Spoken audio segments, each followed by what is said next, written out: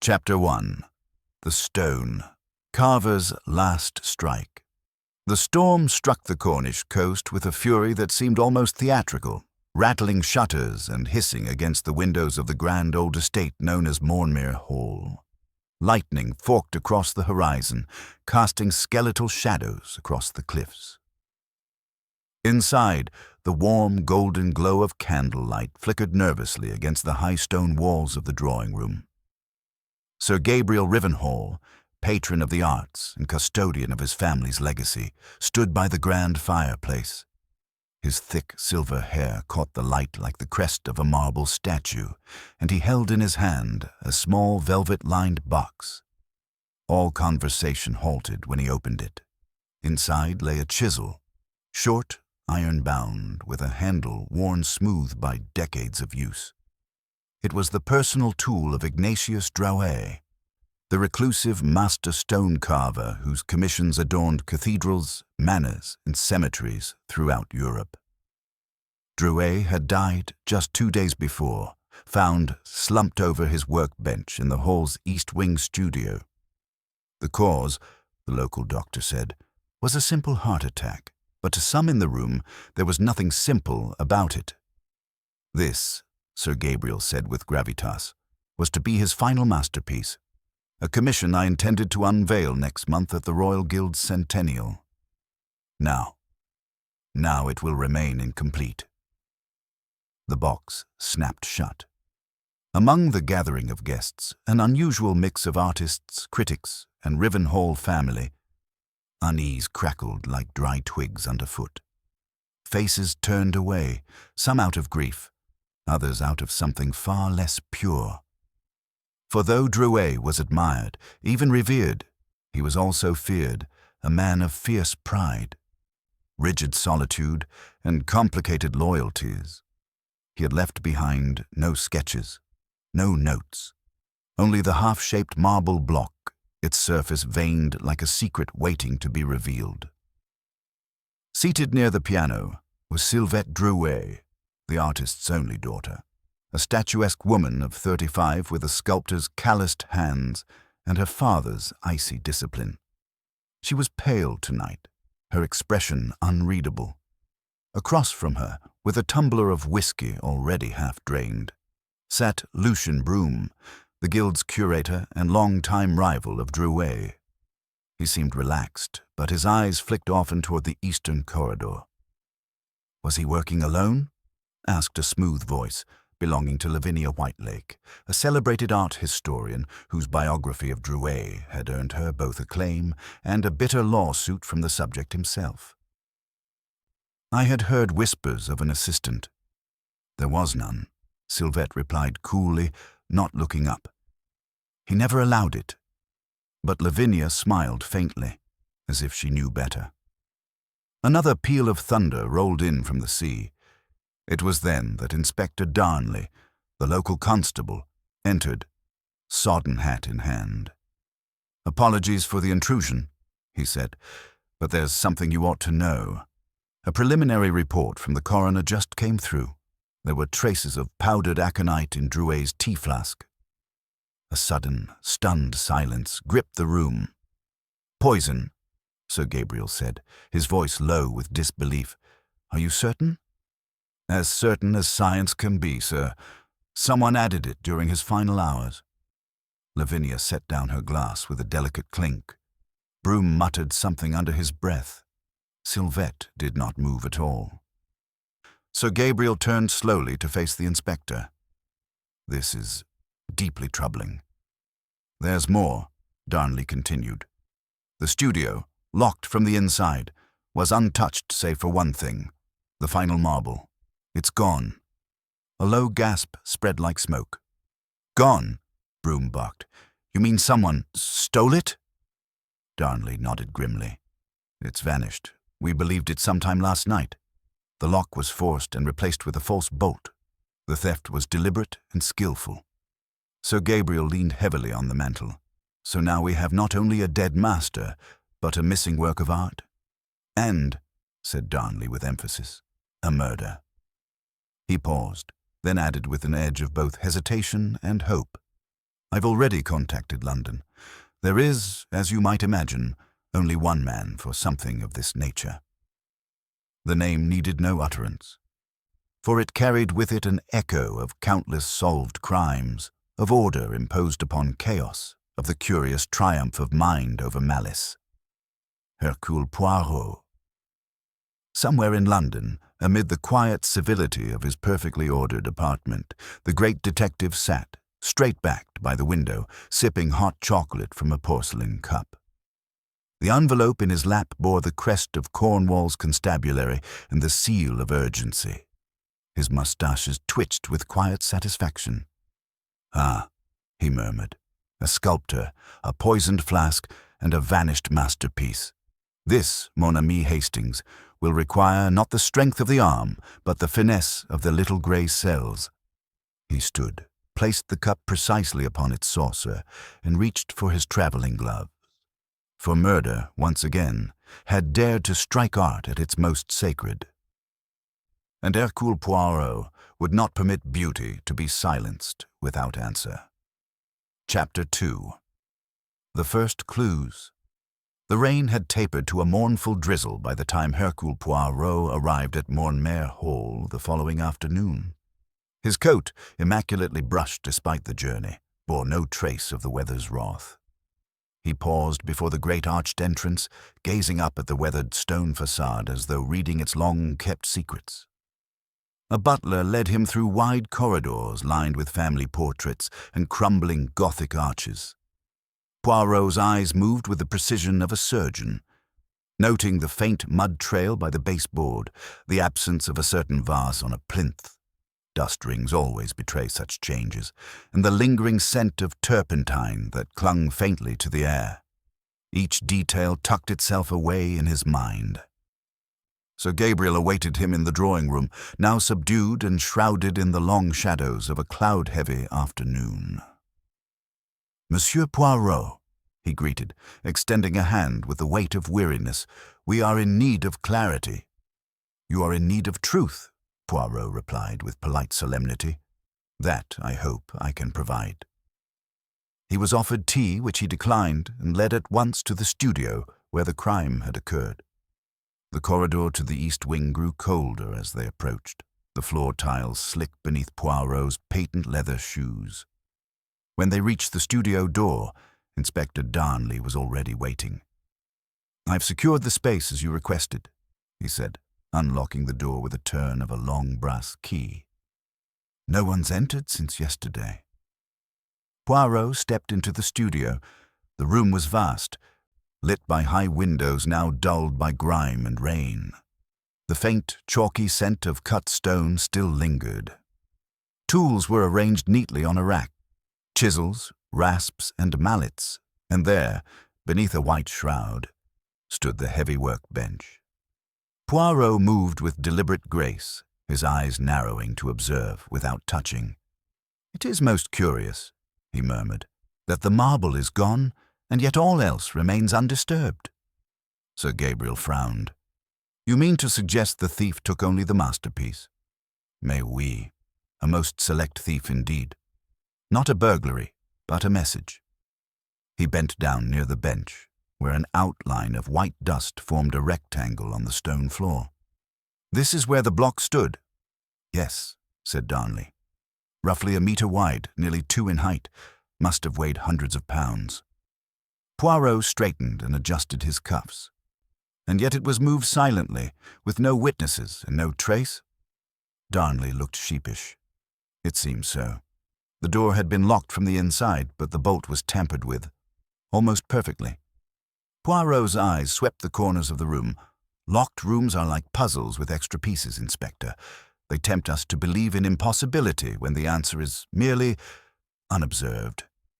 He paused by the tea flask, still sitting on a side shelf, untouched since the discovery. Poirot removed his gloves, leaned in, and gave a delicate sniff. "Bitter almond and something earthy, not natural to tea." "Aconite," said Darnley. "We found traces inside. Poisoning confirmed." "And the cup?" "Clean. Drouet was drinking directly from the flask." Poirot nodded thoughtfully. Then he trusted it, or believed it untouched. He stepped over to the tall windows and pressed a gloved finger to the sill. A thin line of moisture clung there, along with something else. Fine dust. Stone residue, he murmured. Not yet washed away by rain. This window was opened recently. Perhaps the thief did not exit through the door after all. Sir Gabriel looked astonished. Are you saying the marble was removed through the window? Poirot shook his head. No. That would be quite the feat without notice. But something was passed, perhaps a tool, a message, or the poison. He walked to a cabinet tucked beside the workbench, noting that the lock had been scratched but not broken. Poirot examined the scratches. Someone fumbled here, in haste perhaps, or fear. Inside the cabinet were bundles of design sketches, some torn, others half-burned. Poirot removed one gingerly. It depicted a figure kneeling, arms outstretched. The lines were bold, but unfinished. This, Poirot said softly, was not the style of Ignatius Drouet. It bears another hand. Darnley glanced over. You mean Sylvette? Possibly, said Poirot. But this drawing, if found among her father's possessions, suggests more than a mere legacy. It suggests collaboration. Sir Gabriel's brow creased. But she said she never worked with him. Poirot's eyes gleamed. Then we have found our first contradiction. As he returned the sketch, something slipped from the folder, a folded note, creased and thumb-worn. Poirot opened it. It read, What is carved in stone may still be broken. Meet me by the tide clock, midnight. Come alone. Unsigned. Poirot's moustaches bristled. Inspector, he said crisply, let us begin interviews at once. The mind of a murderer is like a sculpture. It hides the truth until you know where to chip. And with that, he turned, eyes sharp with anticipation. The game had begun. Chapter 3. The Gathering of Suspects. By late evening, the drawing-room of Mornmere Hall had been transformed into something not unlike a stage. Chairs were arranged in a semicircle near the fire, and the lamps were drawn low, casting warm pools of light that gave each guest's face an eerie softness. The housekeeper, Mrs. Fallow, moved quietly about the room with her usual stiff precision, offering refreshments that no one touched. Hercule Poirot stood near the window, framed by the heavy drapes. His silhouette, slight and composed, gave no indication of the storm that brewed within his mind. Inspector Darnley entered with his notepad clutched tightly, glancing about as though gauging the mood of the gathering before clearing his throat. We shall begin then, if you're all comfortable, Poirot said, his voice even. You are not here under suspicion, mes amis, but under observation. Please keep that distinction in mind. The guests were an eclectic assembly, each one tethered to Ignatius Drouet by threads of admiration, obligation, or hostility. First among them was Sylvette Drouet, her father's heir in every artistic sense, seated upright in a chair by the piano. She wore black, as she had for the past 2 days, though her face bore no overt grief. Her hands, folded neatly in her lap, were dusted faintly with stone powder, a detail Poirot had already noted. Then came Lucien Broom, the guild curator, whose trousers bore a faint crease even now and whose shirt cuffs peeked from beneath a tailored jacket like whispers of privilege. He sipped from a glass he hadn't put down all evening, though Poirot suspected it was more for effect than thirst. Next was Lavinia Whitelake, author, historian, and relentless truth-seeker, or so she would claim. Her eyes remained sharp behind pince-nez glasses, though she blinked often, as though reviewing unseen notes in her mind. Her smile was brittle. Her voice, when she spoke, would be honeyed and lethal. Sir Gabriel Rivenhall stood apart, leaning against the stone mantel with an expression that was difficult to place. His features suggested concern, but Poirot saw something more subdued. Calculation, perhaps, or guilt of another sort.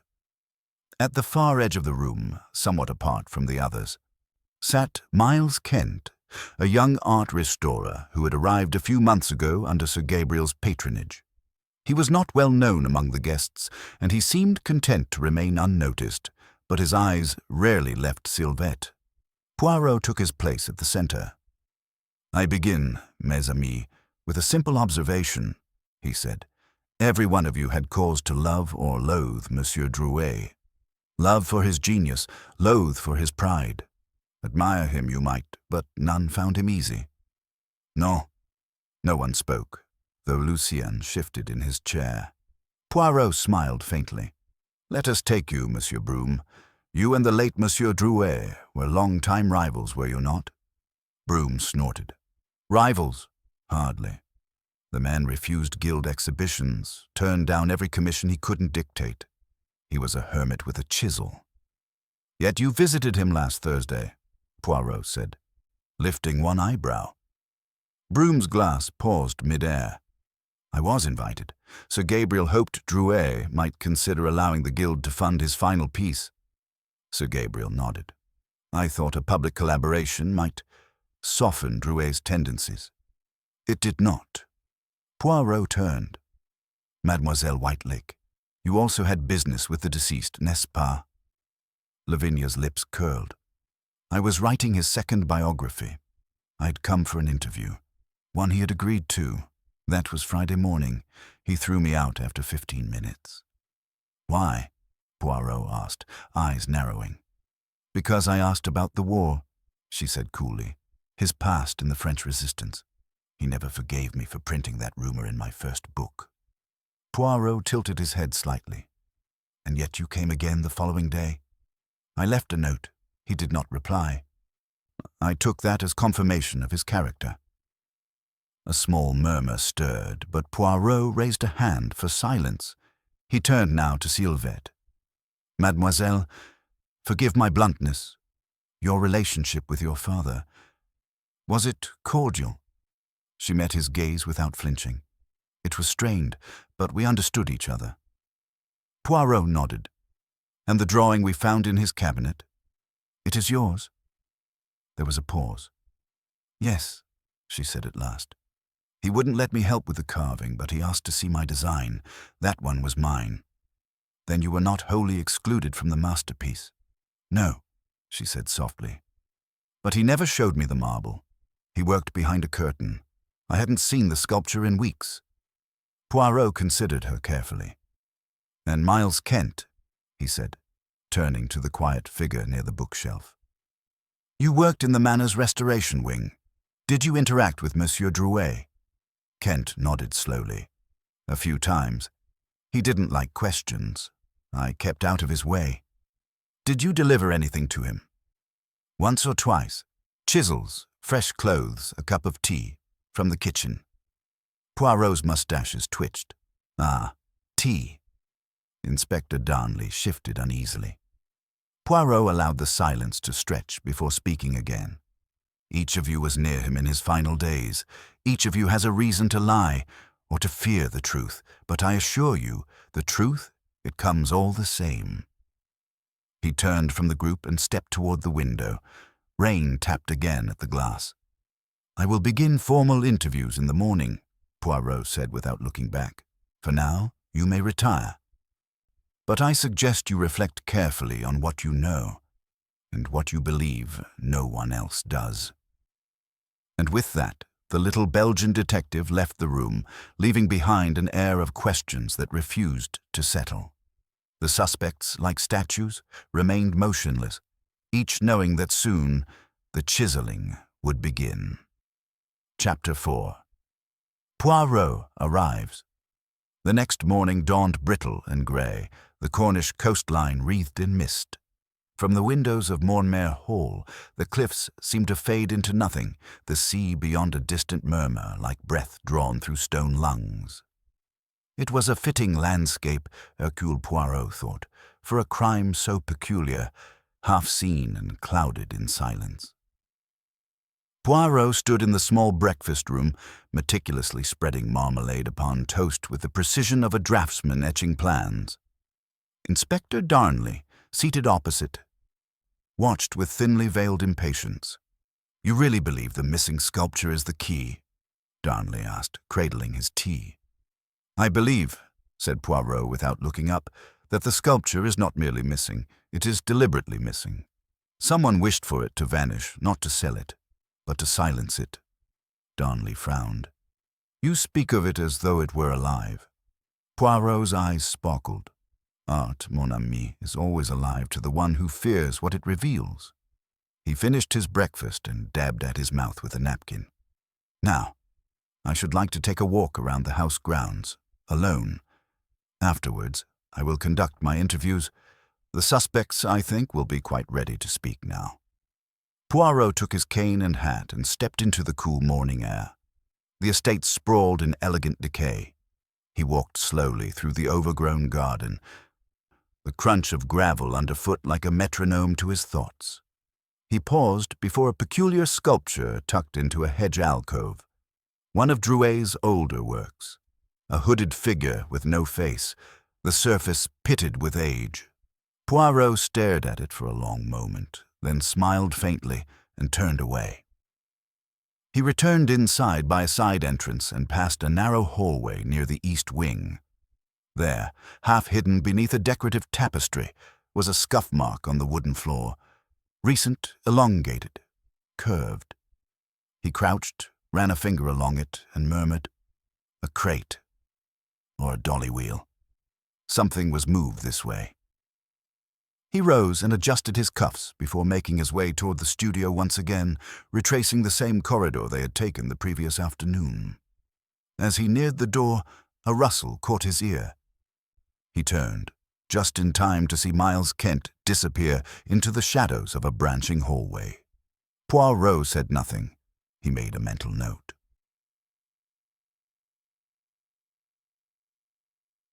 By mid-morning, the drawing room had been transformed once more, this time into an interrogation chamber of quiet civility.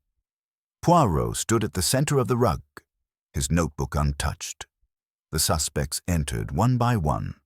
First, Lucien Broom. He settled into the high-backed chair with a sigh, as though this were an unfortunate chore. "You did not like Monsieur Drouet," Poirot began. "Is that a crime?" Broom quipped. "I disliked his manner, not his work." "You visited him 2 days before his death." "Correct. He refused to speak to me, told me to get out. I left." "And yet, you remained on the grounds?" Broom's eyes flickered. "Gabriel invited me to stay. There was to be a guild discussion." "Did you see the sculpture?" "I caught a glimpse. Just a cloth-covered form, nothing more." "You didn't speak to Sylvette?" "We exchanged frosty glances." "She detests me." "Why?" Broom shrugged. "Because I questioned her talent." "Once." Poirot nodded slowly. "That is often quite enough." Next, Lavinia Whitelake. She entered like a woman giving a lecture, chin high, spine straight. "You knew secrets about the sculptor's past," Poirot began. "Secrets he did not want published." "I suspected secrets," Lavinia corrected. "He was in France during the war. Records are incomplete. He resurfaced in 1946 under a new name." "Curious, isn't it?" Poirot said nothing. "I asked about it. He grew furious, threw his ink bottle at me. I left with it still dripping down my blouse." "And yet you returned." "I left a note. He never replied." "Did you go near the studio again?" "No." Poirot raised one brow. "Not even to look?" Lavinia hesitated. "I passed by. The curtain was drawn. I saw nothing." He watched her carefully. "And yet, you saw someone enter?" Another hesitation. "Yes, the young man. Kent. He was carrying something." Poirot offered a faint smile. "Merci." Then, Sylvette Drouet. She entered like marble in motion. "Mademoiselle," Poirot began softly, "you loved your father." She hesitated. "I respected him. I loved him once. He was not a kind man. But he was proud of you." She looked down. "He never said so." You gave him your drawing. A piece of yourself. Yes. Do you know what he was carving? No. Did he ever speak of destroying it? Her eyes widened, and for the first time emotion flickered. Destroy it. Poirot leaned forward. Someone feared what it revealed. Enough to poison him. She blinked. I don't know anything about poison. No, but perhaps you know who did. She said nothing. Last, Miles Kent. He stood rather than sat. His hands fidgeted behind his back. You served the household in many ways. Yes, he said. Whatever was needed. You admired Sylvette. Kent flushed. I respected her. As an artist. You were seen near the studio. I delivered supplies, clothes, tea. Sir Gabriel asked me to assist the carver. And did he allow it? Kent shook his head. Barely spoke. He worked alone. Poirot stepped closer. And yet, the morning of his death, you were seen near the tide clock. Midnight. Kent's eyes flickered. I needed air. Poirot did not press. Merci. When the interviews were done, Poirot returned to his room. He sat, hands steepled. 4 suspects, 4 masks. But one among them, he knew, had worn theirs too well. Soon, it would begin to crack. Chapter 5. Initial interviews.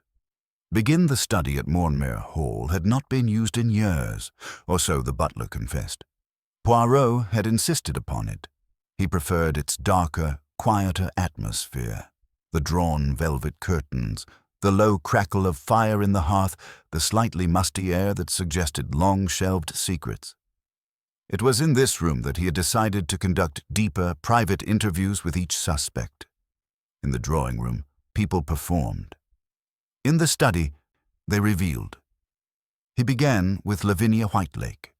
She entered at precisely 10 o'clock, punctual and poised. Poirot motioned to the armchair across from his. Forgive the formality, he said. This is merely conversation. Conversation with Hercule Poirot is rarely casual, she replied with a tight smile. Indeed, Poirot admitted, but necessary. He folded his hands and tilted his head. Tell me again about your interest in Monsieur Drouet's wartime past. Lavinia's eyes gleamed. There were inconsistencies in his timeline, years that don't appear in any record. He emerged after the war with a different surname.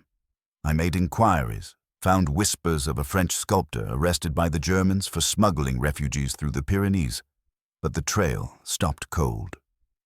You believe this man and Drouet were one and the same? I still do. He changed his name out of trauma. Or shame. Poirot nodded. Or to escape something. Her eyes narrowed. What are you implying? That someone feared exposure. Perhaps not for what they did, but for who they were. She stiffened. I wanted the truth. That's not a crime. No, Poirot said gently, but pursuing it can provoke dangerous reactions. Lavinia said nothing more. Poirot let the silence linger before dismissing her with a courteous nod. Next came Lucien Broom, less refined than before. His collar was slightly askew and he no longer carried a glass of whiskey. You are a man of pride, Monsieur Broom, Poirot said, but pride, like marble, can be brittle. Broom scowled. If this is about rivalry, Drouet and I haven't spoken civilly in 5 years. Yet you were still here. Gabriel invited me. I said that already. Poirot steepled his fingers. You knew about the sculpture. No one really knew. He kept it hidden. You didn't attempt to see it? I may have tried the door once. It was locked. Poirot's eyes gleamed. But you did not try the window? Broom's brow furrowed. No. Should I have? Curiosity is often a powerful force, monsieur. Not when the man inside throws things at your head, Broom muttered. He was mad. Brilliant, yes, but mad. Poirot sat back. Did you poison him? Broom gaped. What? I find it is often wise to ask a question directly. The answer is rarely the point. The reaction is. Broom rose. I had nothing to gain from his death. Poirot lifted a brow. On the contrary, a posthumous unveiling of his last work under guild exhibition would raise your prestige quite a bit, non? Broom said nothing, only turned and left. Poirot smiled faintly. Sylvette Drouet was next. She stood in the doorway a long moment before entering. Poirot motioned for her to sit. "You do not trust me," he said. "No," she replied plainly. "I don't trust anyone." Poirot regarded her. "Your father was not easy, but his death, you did not expect it." "No. But I knew he was working too hard, sleeping less. His heart was already strained." Poirot said, "And yet he drank the tea, the same tea you once used to prepare for him when you were a girl." She blinked. "Yes. It was aconite, mademoiselle. I didn't poison him." Poirot leaned forward. "But you suspected someone might." She hesitated. "Not exactly. But I saw tension. Things weren't right. My father was afraid." Poirot's gaze sharpened. "Afraid? Of what?" "I don't know. Or who?" He stopped answering the telephone, kept locking the studio. He even kept his tools in a box he carried from room to room. "You didn't ask him." "He would have shut me out. More than usual." Poirot nodded slowly. "Did you see the sculpture?" "No, but I heard him working. The hammer, the chisel, sometimes late into the night. And the night before he died. I heard nothing." Poirot sat silently, digesting her words. She stood to leave. But as she reached the door, she turned. "There's something else." "Oui. I found a second key in his coat pocket after he died. A key that doesn't belong to any lock in the house." Poirot's mustaches twitched. "May I see it?" She reached into her pocket and handed it over. It was bronze, old-fashioned, the teeth unusually long and narrow. Poirot turned it over in his hand. "This," he said softly, "is not a key to a door." She left without another word. Miles Kent was last. He entered nervously, fiddling with a paint-smeared handkerchief. "You were seen near the tide clock the night before the murder," Poirot said. "I told you I needed air. You received a note. Did you go?" Kent hesitated. "Yes. I thought it was Sylvette. I'd slipped a letter into her sketchbook earlier that day. But it wasn't her who summoned you." "No, no one came." "You didn't see anything, hear anything?" Kent fidgeted. "I heard footsteps, twice, but they didn't stop. Just passed by, like someone pacing the bluff." "You feared discovery?" "Yes. I shouldn't have been there." Poirot stood and approached him. "You wanted her trust, perhaps even her affection." Kent lowered his eyes. "But the man who carved stone for a living, he would never approve." Kent said nothing. Poirot dismissed him gently. Alone once more, Poirot studied the strange bronze key, a key that opened no door in Montmere Hall, a key meant for something hidden or long forgotten. Whatever it unlocked, Poirot knew it would not just open a mechanism, it would open the past. Chapter 6. The First False Lead. Late afternoon sun filtered through the narrow library windows of Montmere Hall, casting long, burnished beams across the carpet and the spines of old books. Hercule Poirot sat at the far end of a long oak table, the bronze key before him, glinting dully under the light of a brass desk lamp. Inspector Darnley leaned against a high-backed chair, arms crossed. "You think it's not for a door?" Darnley asked, eyeing the key. Poirot shook his head slowly. "No, it is too narrow, too long in the shaft. Such a key is for a drawer, a compartment, perhaps something older, a box or a casket." Darnley frowned. "You think there's another object missing besides the marble?" "I think," said Poirot, that the sculpture was not the only thing worth stealing or hiding. He rose suddenly. Let us revisit the studio. There is something I did not yet verify. The studio, chilled by the stone walls and the late hour, was as they had left it. Poirot moved to the tool cabinet once more, this time removing all the contents, one by one, laying them in precise rows on the nearby bench. Behind the last shelf, tucked deep in the shadowed recesses of the cabinet's back panel, Poirot's hand paused. There was a faint line, barely perceptible, etched into the wood grain. A false panel, Poirot whispered. Voila. With delicate fingers, he pried at the seam. The wood gave with a soft pop, revealing a hidden compartment no larger than a shoebox. Inside lay a velvet pouch, dusty, knotted shut. Darnley stepped closer as Poirot untied the cord. Within the pouch was a silver pocketbook, a bundle of aged letters, and a small, worn envelope labeled simply, "To be destroyed if I die." Poirot's brow furrowed. He opened the envelope. Inside was a photograph, black and white, frayed at the corners. It showed a group of 5 men in military uniform, seated around a carved stone altar. Drouet was one of them.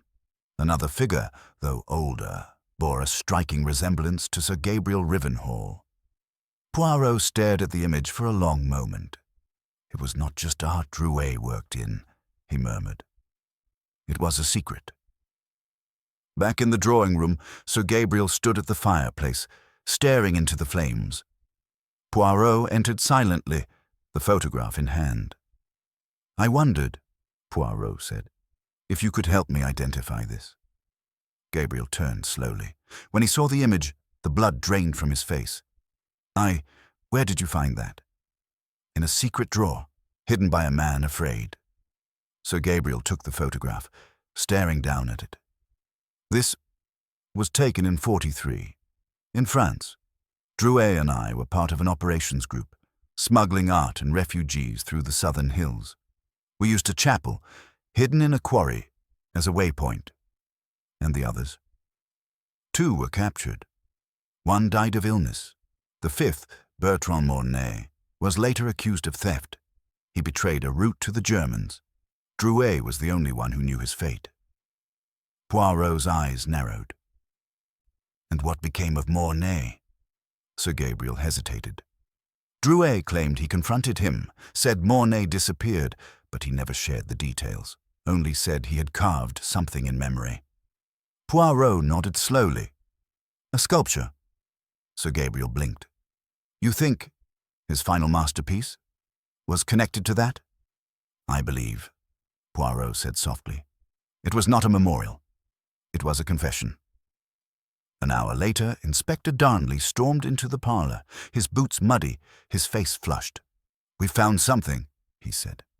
"In Miles Kent's room, hidden beneath the bed." Poirot glanced up. "Ah?" "A heavy mallet, with a trace of marble dust on the head and fragments of cloth. It matches the fabric used to cover the missing sculpture." Poirot's eyes narrowed. Darnley went on. "We also found a map of the estate, markings that trace a path from the east wing to the coastal caves. And we believe the sculpture was moved down there, concealed." Poirot said nothing for a long moment. At last, he stood and adjusted his cuffs. "Then let us confirm what Monsieur Kent has hidden. The descent to the caves was treacherous. The cliffs were slick with sea spray, the stone steps carved crudely into the slope." Darnley led the way, flashlight in hand. Poirot followed, carefully avoiding the edges. At the mouth of the cave, the wind howled low and guttural, echoing off the stone walls like the breath of something ancient. Inside, behind a rockfall and partially covered with a faded tarpaulin, they found it. The sculpture. It stood nearly 2 meters tall. The sheet peeled back revealed the carved image, a kneeling man, his face upturned, arms outstretched in anguish. Behind him, barely visible in the veined marble, were ghostly silhouettes, soldiers stone faces, and at the base, an inscription in Latin. Darnley read aloud, Et in memoriae me judicium vivet. Poirot translated softly, and in my memory, judgment shall live. The figure's face, though stylized, was clearly identifiable. Bertrand Mornay. Back at the hall, Miles Kent was already in custody, pale and shaking. Poirot entered the study to find him slumped in a chair. I didn't kill him, Kent stammered. I found the sculpture after he died. I knew what it was. I wanted to protect Sylvette. I thought, if people saw what he'd carved, what it meant, she'd be ruined. Her father would be remembered not as an artist, but something else. Poirot studied him in silence. Then, softly, You moved it alone. Kent nodded. It took hours. I used a dolly and ropes. I planned it for weeks, just in case. But I didn't poison him, I swear it. Poirot turned away, thoughtful. A powerful motive. A convincing story. A suspect caught red-handed. And yet, in Poirot's mind, something did not sit right. This, he knew, was too soon. Too clean. The truth, like marble, needed more carving yet. Chapter 7. The Psychological Game. That night, the house grew unnaturally still. The corridors of Mornmere Hall, once humming with quiet movement, now echoed with silence that seemed to listen. In the drawing room, the fire burned low, casting long flickers across the high walls and pulling shadows from the furniture like secrets from the soul. Hercule Poirot sat alone, gazing into the flames, fingers steepled under his chin. Miles Kent had been taken to the village jail. His protestations of innocence lingered like mist. A clear motive, a secreted sculpture, damning physical evidence. It was a tidy solution. Too tidy. And Poirot distrusted tidiness. At precisely 11 o'clock, he rose and made his way to the study once more. A thin notebook in his hand, the photograph from the hidden drawer tucked inside. He did not summon the suspects. He knew they would come. They always did, when silence grew loud enough. The first was Lavinia Whitelake. She entered quietly, her composure still intact, though her eyes flicked once to the notebook Poirot carried. "You wish to speak?" she asked, arching a brow. Poirot did not rise. "I wondered, madame, how a woman who spent her career excavating the truths of others could miss one buried in plain sight." She tilted her head. "You're referring to Kent?" "No, I'm referring to yourself." She stiffened. Poirot continued gently. "You said you visited Drouet on Friday, that he threw you out after 15 minutes." "Yes." "Then why?" Poirot asked softly. "Did Mrs. Fallow, the housekeeper, say she saw you return that evening and slip something under his studio door?" Lavinia's composure cracked just slightly. "I left him a second note." "What did it say?" Her voice dropped. "I told him I knew the truth, that I had the photograph, that I would go public unless he spoke to me again." Poirot nodded. "Blackmail is an ugly word, n'est-ce pas? But your motives were not for money. You wanted your version of history validated." She looked down. "And when he refused," Poirot continued, "you feared what would happen if someone else exposed it first." Lavinia looked up sharply. "I didn't kill him. But you feared the consequences of silence." "I wanted him to admit what he'd done," she said bitterly. "He carved a memorial to a man he claimed to have condemned, a traitor, and yet, what if Drouet hadn't told the full truth?" Poirot's voice was very soft. "Did you ever consider that the carving was a confession not of judgment, but of guilt?" Lavinia faltered. He dismissed her with a nod. She left without a word. Not 10 minutes later, Sir Gabriel Rivenhall entered, unbidden. He stood in the doorway for a moment before stepping forward. "I suppose you found it," he said, not looking at Poirot. "The statue." Poirot rose, quietly closing his notebook. "Oui." Gabriel crossed to the window and stared out into the night. "I recognized the face at once. Drouet never told me he'd sculpted Mornay. I never imagined. You were close to Monday? Gabriel nodded. He was like a brother to me.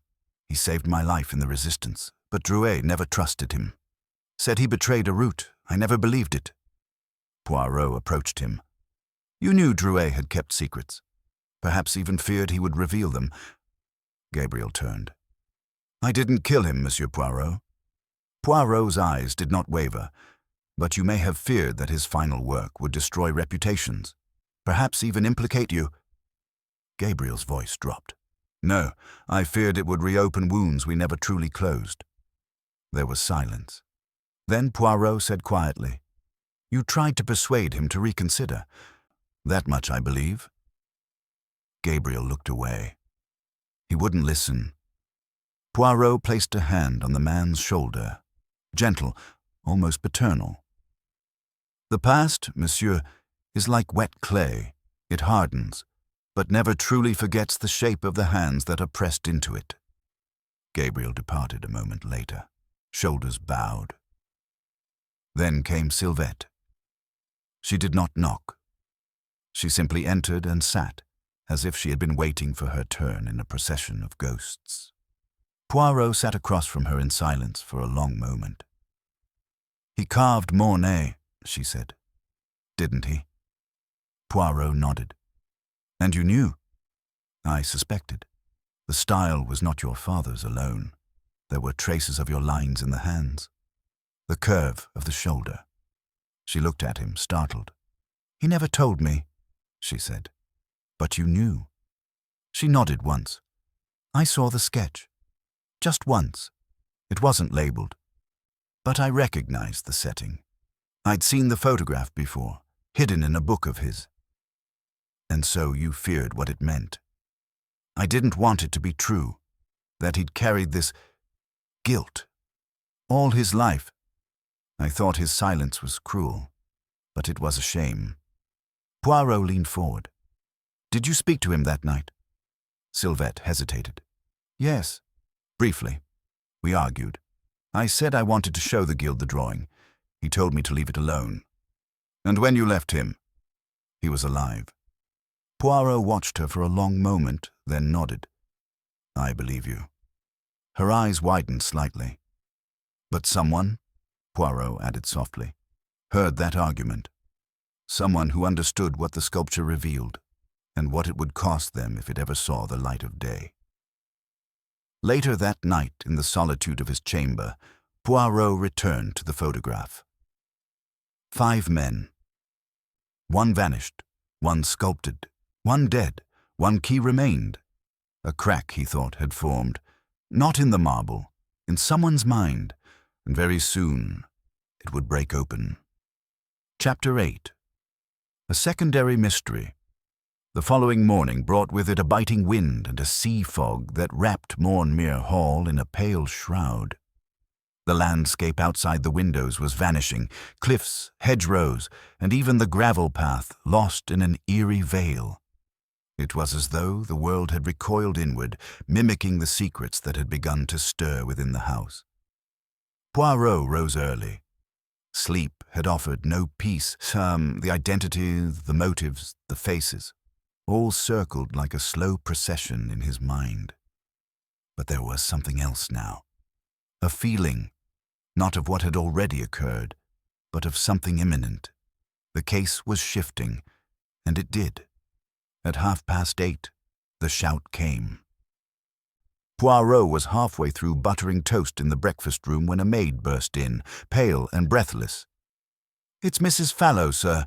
She's collapsed in the west hallway." Poirot set down his knife and followed the maid swiftly down the corridor. They found the housekeeper sprawled near the base of a narrow servant's staircase. Her breathing was shallow, her skin waxy. On the floor beside her was a silver tray, overturned, the contents spilled, a teacup shattered, a biscuit half smashed, and a small envelope crumpled underfoot. Inspector Darnley knelt beside her, checking her pulse. "She's alive," he muttered. "Barely." Poirot bent to examine the broken teacup. A faint residue clung to the porcelain, nothing overt, but Poirot's nose, already trained to detect subtle scents, picked up something sharp. Metallic. "Aconite?" Darnley asked grimly. Poirot nodded. "Or something very close to it." "She must have seen something," Darnley muttered. "Or knew something. Someone silenced her." Poirot's eyes flicked to the envelope. Carefully, he retrieved it and unfolded the paper inside. The handwriting was looping, old-fashioned. "I've remembered something from the night Drouet died. Meet me in the morning. I dare not write it down." It was unsigned. Poirot's eyes narrowed. She was going to tell someone. Perhaps me. But someone else discovered that first. Darnley scowled. "We have a murderer who's not only covering their tracks, but escalating." Poirot stood, silent for a long moment, then murmured. "And perhaps panicking." By midday, word had spread through the hall. The atmosphere soured. The guests had been told only that Mrs. Fallow had suffered a fall. But the expressions on their faces suggested suspicion, guilt, fear. Poirot moved among them like a shadow, watching. He said nothing. Lucien Broom appeared rattled for once. He lingered near the bar cart, nursing something dark and neat. His usual sardonic charm was absent. Poirot noted how he stared often at the hallway where the housekeeper had fallen, as though the corridor might reach out and drag him down. Lavinia Whitelake, on the other hand, was composed, but too much so. She sat with her hands folded in her lap, staring into space, blinking occasionally, lips pursed tight. Poirot watched her fingers tremble. Just once, when the wind moaned through the chimney. And Sylvette? She had retreated entirely, remaining in her studio quarters with the door locked.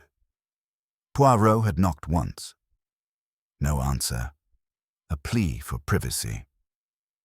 Even Sir Gabriel seemed changed, more subdued, more brittle. He paced the drawing room, stopping occasionally to gaze at one of the old Rivenhall portraits, his own father, perhaps, or an ancestor with whom he now shared too much.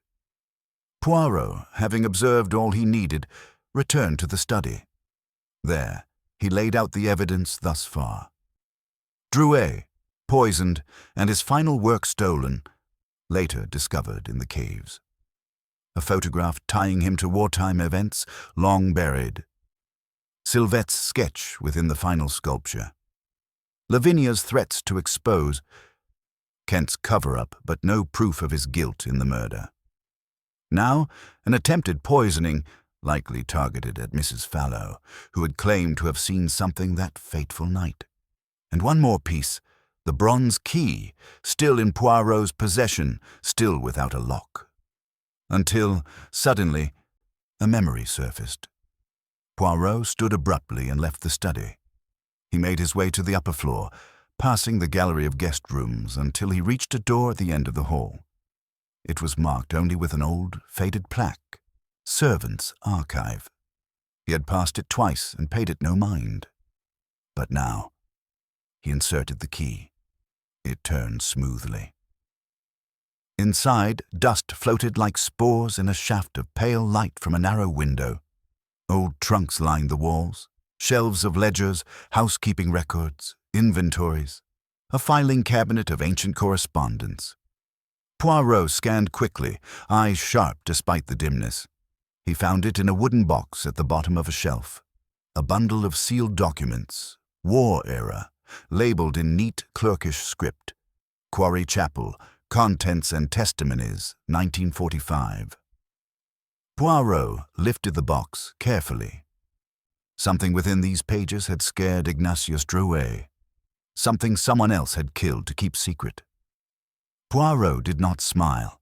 His face was grave. He returned to the study with the box under one arm and called for Inspector Darnley. "Tell them all to gather in the drawing room," Poirot said quietly. "Tonight, after dinner." Darnley raised a brow. "You found something?" Poirot nodded once. "I believe," he said, "the marble is about to speak." Chapter 9. Hidden connections. The drawing room that evening had the weight of an ancient tribunal. The fire crackled, but offered no warmth. The wind howled against the tall windows as if it too had come to bear witness. One by one, the suspects took their places. Lucien Broom leaned back with forced indifference. Lavinia Whitelake sat poised with guarded elegance. Sir Gabriel Rivenhall folded his hands tightly together, and Sylvette remained half-turned toward the window, her expression unreadable. Hercule Poirot entered last, followed by Inspector Darnley and the butler, who carried a wooden archive box and set it gently on the sideboard. Poirot walked slowly to the center of the room and turned to face them. "Mes amis," he began, "it is said that time buries the past, but I have always believed that time merely hides it. The past waits quietly until someone listens." He gestured to the archive box. This box was locked away for nearly 3 decades. It belonged to the estate and contained wartime documents from the Quarry Chapel, a place used by several men, including Ignatius Drouet and Sir Gabriel Rivenhall during the French Resistance. Gabriel stiffened, but said nothing. Included within were testimonies, handwritten accounts. One of them, unsigned, described a night in 1943 when a man named Bertrand Mornay betrayed the location of a refugee passage to the enemy. That betrayal led to several deaths. Sylvette's eyes widened. "My father never told me any of this." Poirot nodded. "Because he buried it. But not with silence, with art. His final sculpture was not merely a condemnation or a memorial. It was a confession. He had not merely witnessed Mornay's downfall. He killed him." Gasps rang through the room. Poirot held up a faded document. This letter, unsigned but bearing a fingerprint, later matched to Drouet's studio ledger, describes how Mornay begged for forgiveness, but Drouet, overcome with rage and grief, struck him down in the chapel. He later returned and buried the body beneath the quarry's old altar. The same altar is visible in the photograph. Lucien Broom leaned forward. "You mean Drouet was a murderer?" Poirot did not flinch. In war, such acts are shaded with ambiguity, but Drouet carried the weight of that act his entire life, and when he chose to speak of it, he did so in the only language he trusted: stone. He turned his gaze to Lavinia. "You, Madame Whitelake, sensed this truth. You pressured him to speak, to give you an exclusive story, a piece of the hidden legend. You even threatened exposure if he refused." Lavinia's jaw clenched. "But it was not you who killed him, nor was it Monsieur Kent, who merely acted in panic to protect Sylvette from disgrace. No, the killer was someone with far more to lose. Not just a reputation, but a legacy." He looked at Sir Gabriel. "Was it not, monsieur, your fear that Drouet's final work would reveal your own lie?" Gabriel's face was pale. "I don't—" "What lie?" Poirot's voice was low. "That you were a patriot, a war hero, yes, but your father too was involved. One of the men in the photograph, and he was the true betrayer of the route, not Mornay."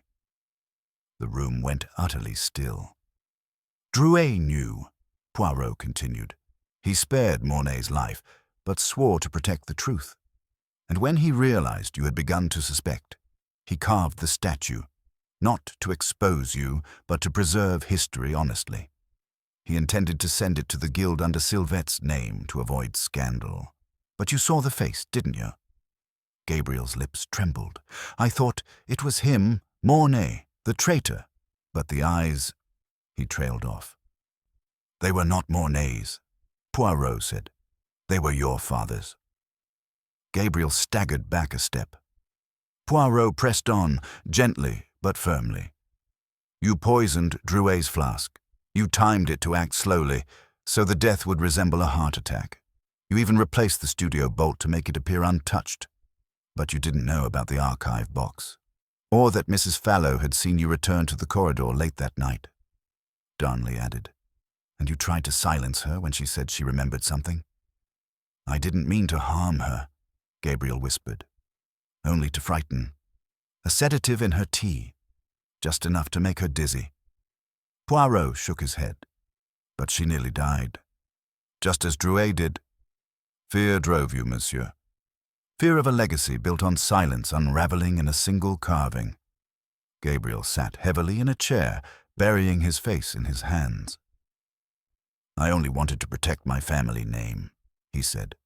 My father built everything on that lie. If the truth came out... Poirot's voice was kind, but unyielding. Then perhaps, at last, it would have been honest. The fire crackled in the silence that followed. Poirot turned to the others. Drouet's final masterpiece was not destroyed. It was hidden, protected, and now it will be revealed. Not to shame, but to tell the truth, as he intended. He walked to the mantel and gazed at the fading embers. A legacy of stone cannot be altered, but it can be understood. And behind him, the old house breathed, as though it too had finally exhaled. Chapter 10. Poirot's Secret Clue. The morning after the confrontation, a muted hush hung over Mornmere Hall. The fog had lifted, revealing the moorlands in stark, chilly light, but inside the manor, the air remained heavy, as though the very walls were digesting what had been unveiled the night before. Sir Gabriel had not been arrested, yet. Inspector Darnley had agreed to allow him to remain under quiet supervision while the final pieces were verified.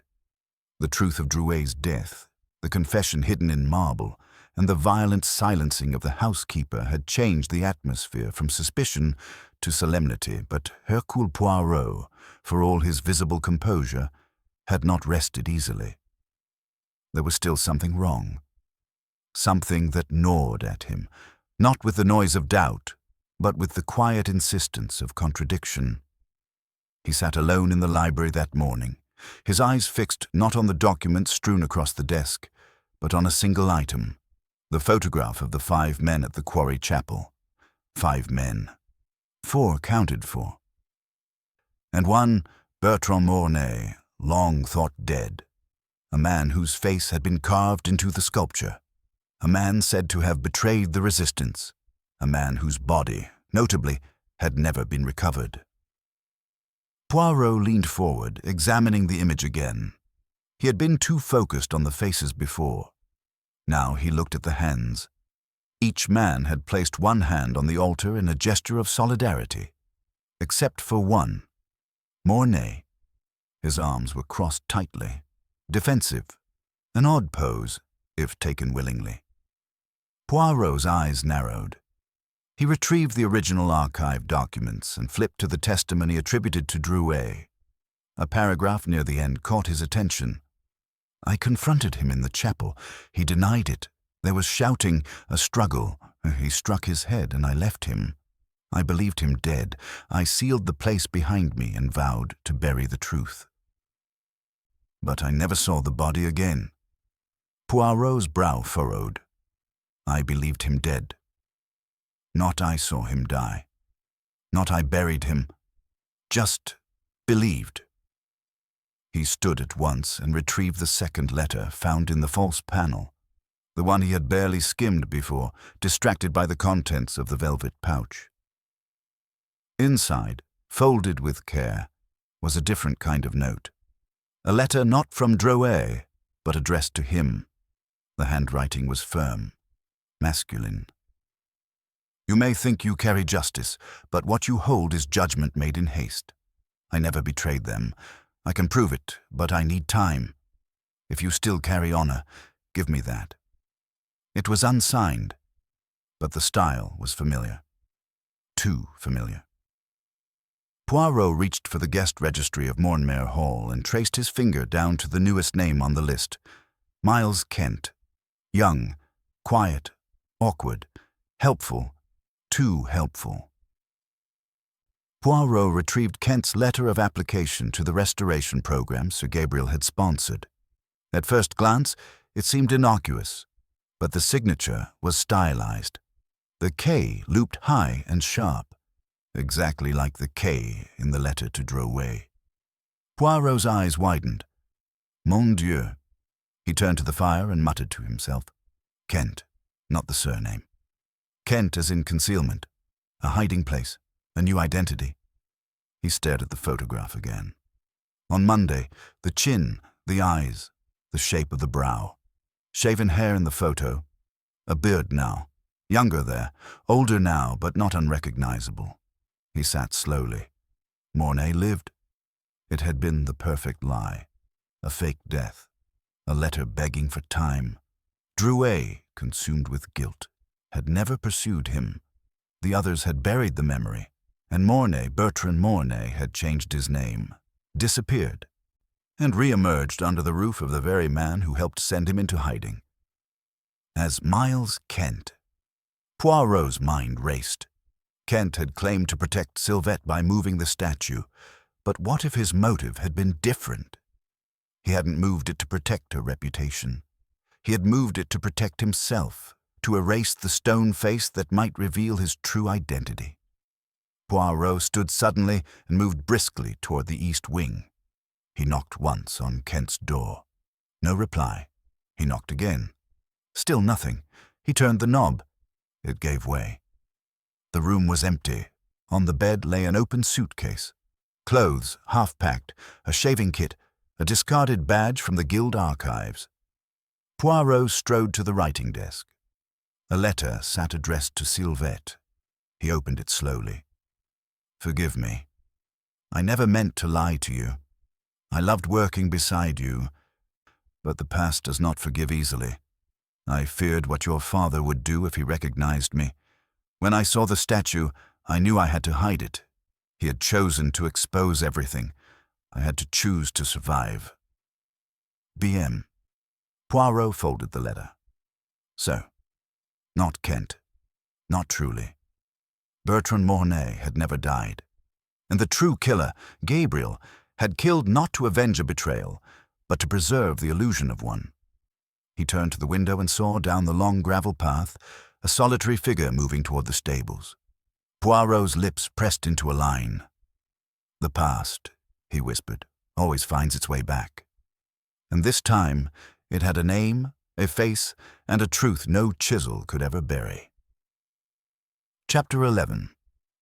Tensions rise. The stables behind Mornmere Hall had long since fallen into dignified disuse.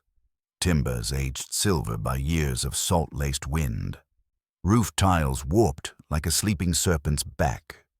Once home to fine horses and sleek carriages, they now served as storage for firewood, broken furniture, and the quiet exiles of a grand house's memory. It was there that Hercule Poirot found Miles Kent, or rather, Bertrand Mornay. He stood near the tack wall, hands trembling as he tried to close the buckles on a worn leather satchel. The coat he wore was heavy, almost too formal for the countryside, and the scarf knotted around his throat seemed more like armor than warmth. He didn't hear Poirot enter.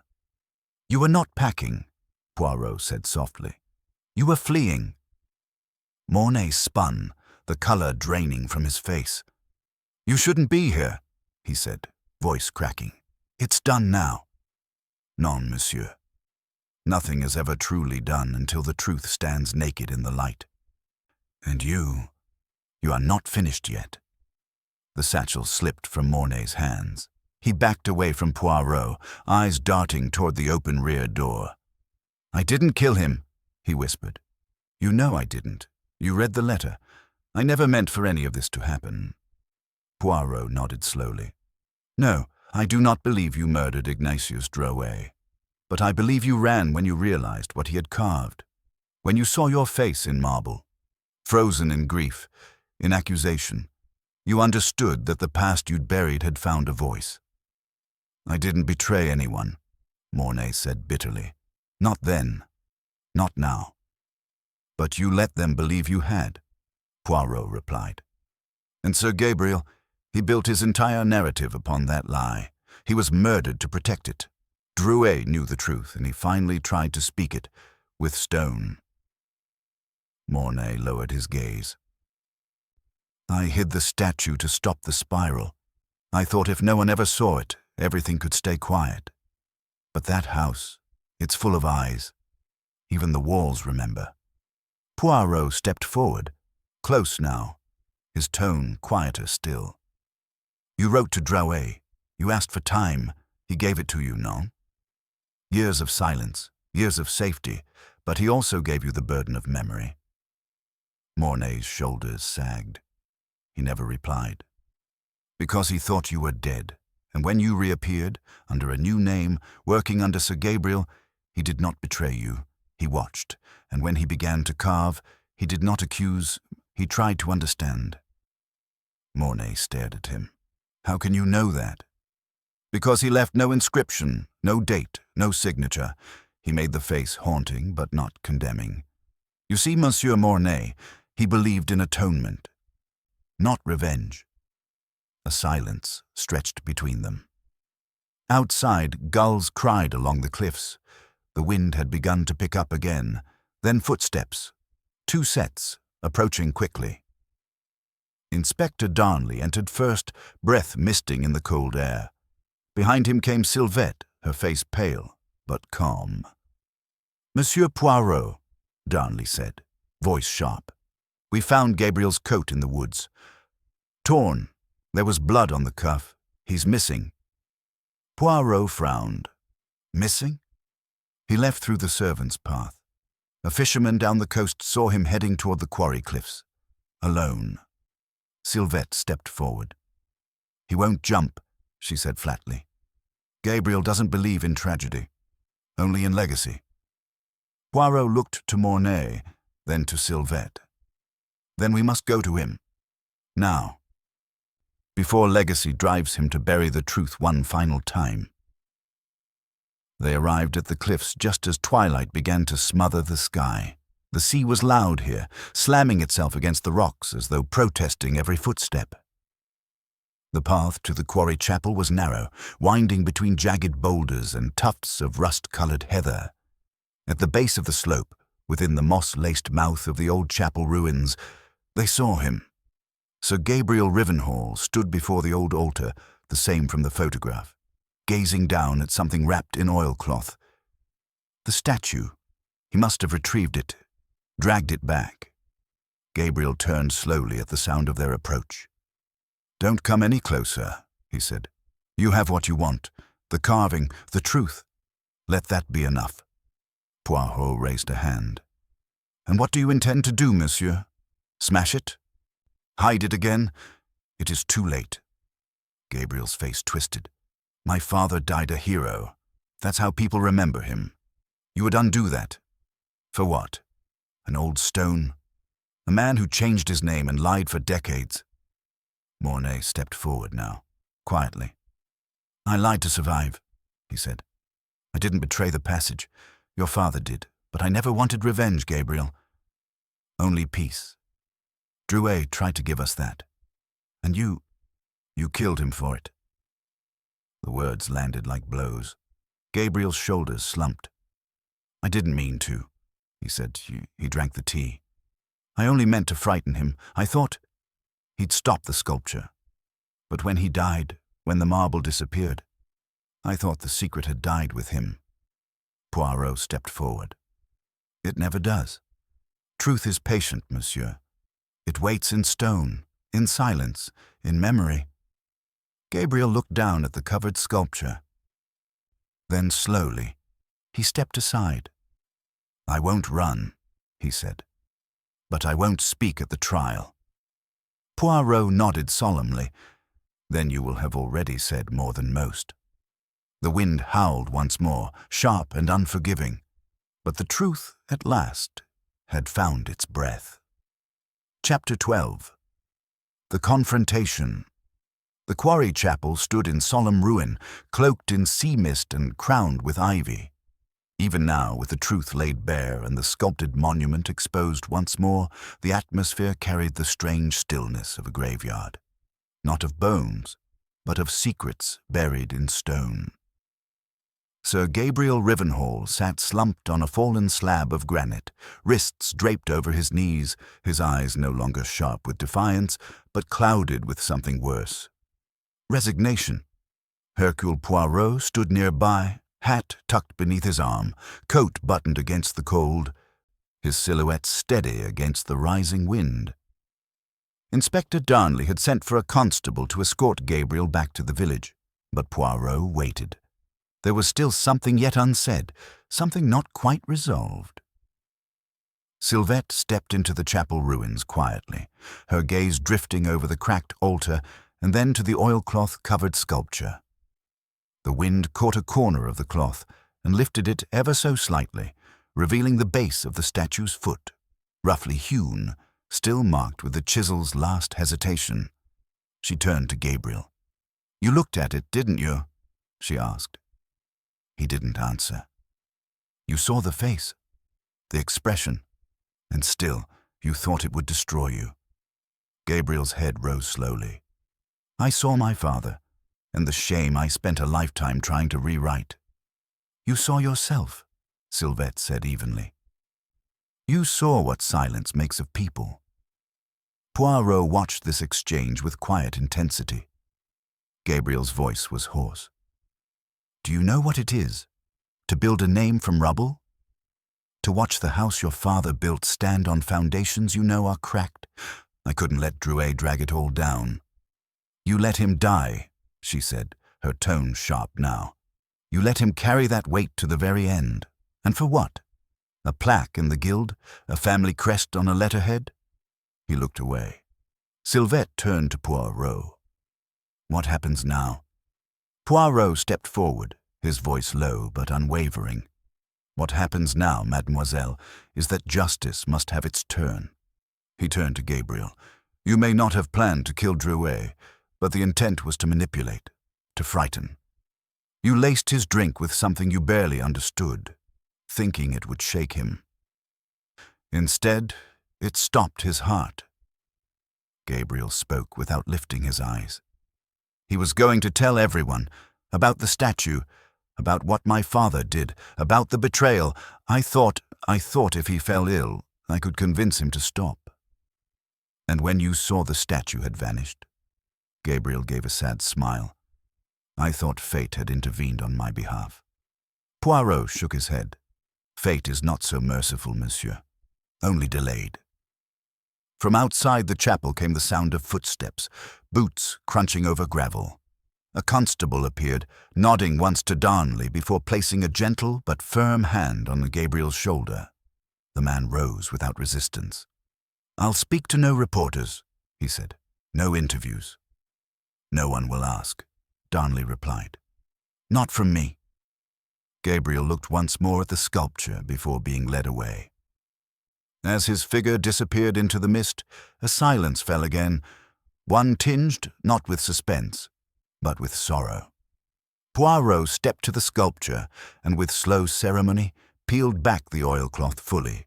There it stood in full, taller than life, carved with agonizing precision. The kneeling figure of Bertrand Mornay, arms outstretched not in guilt, but in grief. Around him other forms loomed, abstracted shapes of memory, judgment, and war. The face was not one of betrayal, it was a burden. Sylvette drew in a slow breath.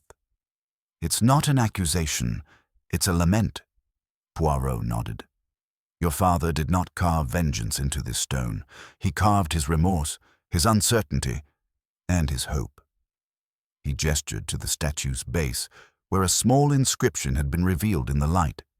"Memory is not justice, but it is a beginning." Sylvette's eyes filled with tears, not of sorrow, but of release. Poirot turned to Mornay, Kent, who stood near the chapel's entrance, shoulders rigid, face unreadable. "You have lived in silence a long time, monsieur," Poirot said gently. "It is not too late to speak." Mornay looked toward the sculpture, then back to Poirot. "I will," he said quietly. "When the time is right." Poirot nodded once. "Then let us return. The stone has spoken, and now it is the living who must decide what to do with its words." As they turned to leave the chapel, the mist began to lift at last. Not fully, but enough to see the path ahead. and enough to know that whatever remained of the past, its weight, its wounds, had finally been shared. The truth was no longer hidden. It stood in marble, waiting. Chapter 13. A desperate attempt to escape night fell with an unsettling haste. Mornmere Hall stood silhouetted against a deepening sky, its windows glowing faintly like weary eyes refusing sleep. Inside, the house was unusually still. The storm had passed, but an unease lingered, like smoke after a fire. Poirot returned from the chapel to find Inspector Darnley stationed in the library, arms folded across his chest, brow furrowed.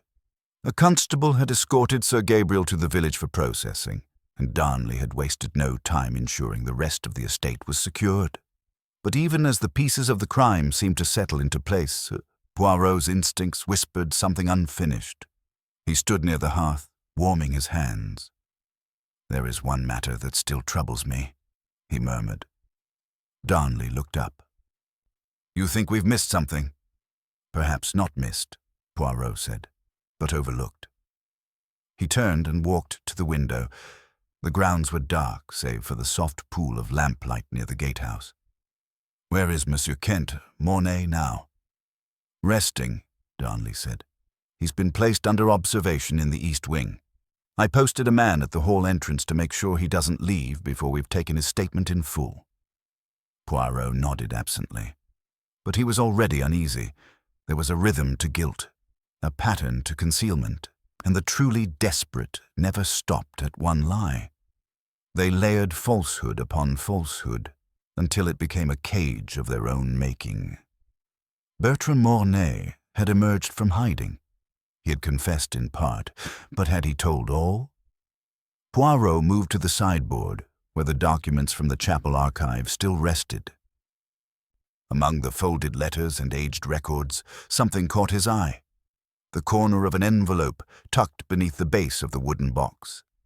Not labeled, lightly dusted as though untouched for years. Poirot extracted it gently. Inside was a letter, written in the same handwriting as the one addressed to Drouet. "If you are reading this, it means I have failed to stop the carving. I told you what I saw, what I knew, but you chose to believe the others. You carved the face anyway. I cannot allow it to be unveiled. Not if I am to survive this. Forgive me. I did not wish to kill, but I must disappear again." There was no signature, but Poirot no longer needed one. He turned sharply to Darnley. "Quickly, to the east wing, now." They arrived just in time to find the constable unconscious, slumped in a chair, a thin trickle of blood at his temple, a fireplace poker discarded on the floor beside him. Poirot rushed to the window, open, curtains swaying. Outside, the night air was sharp with chill and the scent of the sea. The garden wall beyond the terrace showed faint scuff marks. Fresh. "Sacré!" Poirot hissed. "He has fled." Darnley swore under his breath. "We'll search the grounds. I'll alert the station. He can't have gotten far." "No," Poirot said sharply. "You'll waste time in the hedges. Head for the cliffs." "The cliffs?" Darnley asked. Poirot turned, eyes burning with intensity. Where else would a man return but the site of his shame? He ran once before. Now he tries again. The path to the quarry chapel had grown more treacherous by nightfall. The wind whipped violently across the stone ridges. Lanterns flickered as they descended. Poirot's coat flapped like a pennant, his steps quick and determined despite the uneven ground. And there, at the foot of the altar, stood Bertrand Mornay, wild-eyed, lantern in one hand, something long and heavy in the other, a crowbar. He turned at the sound of their approach. "Don't come any closer," he shouted. "I have to do this. It has to end." Behind him the sculpture loomed, still intact, still watching. "You lied," Poirot said calmly.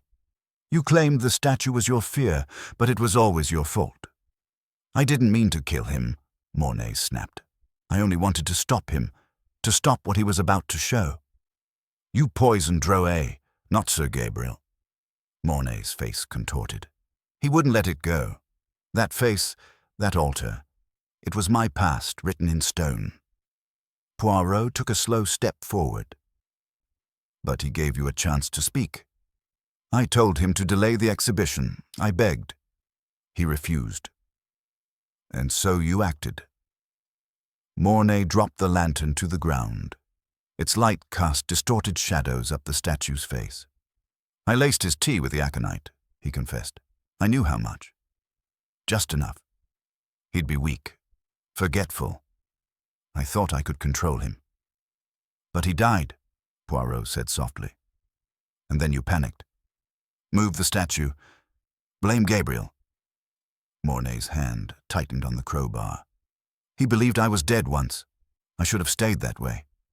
Non, Poirot said, stepping closer. You carved a new life, yes. But it was built on evasion, not redemption. Darnley raised his hand slightly, signaling his constables in the distance. Mornay took a final breath, looked at the sculpture, and dropped the crowbar. I couldn't destroy it, he said. Not really. It was the only honest thing either of us ever made. Poirot moved beside him, his voice like a final whisper of judgment. Confession is not weakness, monsieur, but murder, however veiled, is cowardice. Mornay sank to his knees as the constables moved in, and at last the quarry chapel was silent again. The statue, unmarred, stood above them, judging no one, but remembering everything. Chapter 14. The final piece falls into place. The events of the past 48 hours had unfolded like a slow-moving storm, quiet, relentless, and impossible to ignore. And now, in the wake of Bertrand Mornay's attempted flight and emotional confession, the final contours of the mystery at Montmere Hall had begun to settle. The lies had been told, the secrets unearthed, and the ghosts of the past summoned into the light. But Poirot, ever meticulous, knew that closure demanded more than confession. It demanded clarity. Morning arrived, draped in pale mist, and yet a strange sense of calm had returned to the estate. The police had taken Mornay into custody, this time not as a quiet assistant named Kent, but as the man long believed dead, Bertrand Mornay, former soldier, accused betrayer, and now revealed murderer. Yet Poirot did not celebrate. He sat alone in the study, the cracked photograph of the resistance men spread before him once more. He studied each face again, the eyes, the posture, the unguarded moment caught in black and white, and something, at last, slid into place in his mind with a gentle, decisive click. C'est ça, he murmured. He reached for the archive papers and opened the final envelope, the one Sylvette had handed him the morning before. A draft of a letter, never sent. Drouet's handwriting, jagged and dense. If I am gone, Sylvette must decide. She will know what to do with the statue, not to destroy it, but to protect it. Not from scandal, but from misinterpretation. Poirot tapped the page thoughtfully. He then rose, took his cane, and went to find Sylvette. He found her in the sculpture room, once her father's sanctuary, now a mausoleum of unspoken memories. She was standing in the light from the tall windows, dust dancing around her as she examined her own sketch, still tacked to the wall beside the bench. She didn't turn when she heard him. "You knew, didn't you?" she said quietly. "That he meant it to be seen." Poirot nodded. "Oui. He trusted you. Despite everything, he saw your hand in the marble, the gentleness in the face, the grief. It was not solely his creation." Sylvette turned, her eyes damp. "I didn't realize until it was too late. He made me believe he didn't care about legacy. But he did. Just not in the way the others thought. He didn't want to be remembered. He wanted the truth remembered." Poirot stepped toward the statue, now returned to the hall and placed, at her insistence, in a modest gallery room that would open to the guild by season's end. He carved it not to accuse, Poirot said, but to relieve himself of the burden of silence, and he knew only you would understand that distinction. She walked to the bench and picked up the old chisel, her father's favorite.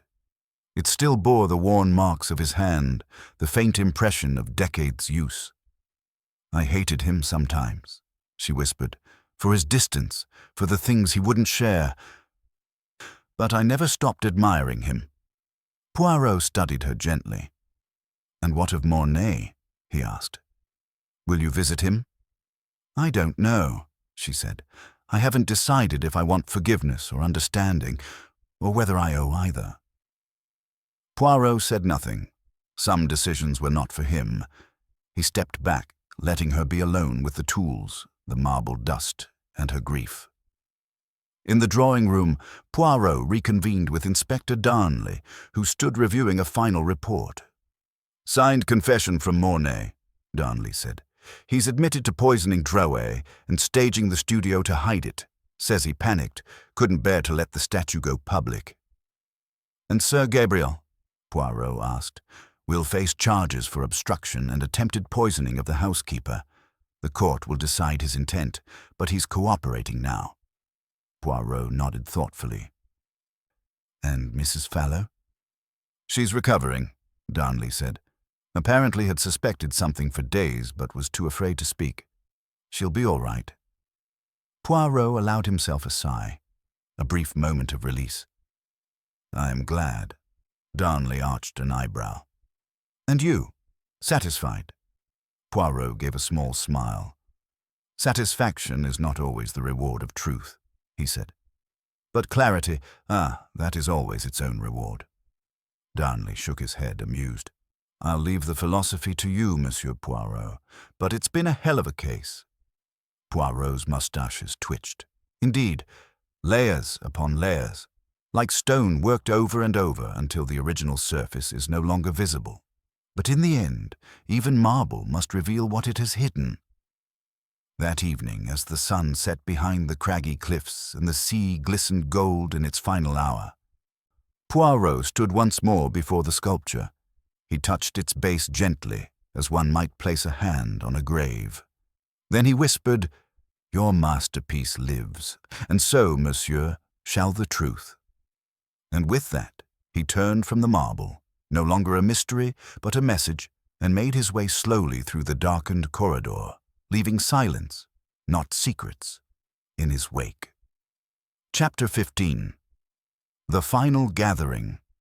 The invitation was not a formal one. No summons, no grand announcement. Just a quiet word passed down from Hercule Poirot to Inspector Darnley, and then discreetly to each guest of Mornmere Hall. After dinner, in the long, firelit drawing-room, everyone was together, one last time. They came, as if drawn by gravity. Sylvette arrived first, dressed simply in dark blue, her expression composed but unreadable. Lucien Broom followed shortly after, having made a rare appearance without his habitual drink in hand. Lavinia Whitelake entered alone and sat near the far window, notebook tucked under her arm like a shield. Even Mrs. Fallow, pale but recovering, joined the gathering, supported by a maid and settled into a cushioned chair near the fire. Poirot entered last. He wore his most tailored evening coat, his moustaches impeccable, his eyes as sharp as ever. In his hand, he held a folded sheet of paper, and beside him stood Inspector Darnley, silent, watchful. Mes amis, Poirot began, thank you for coming. I will not detain you long, but there is one final duty owed to the truth. No one spoke. Poirot stepped closer to the firelight.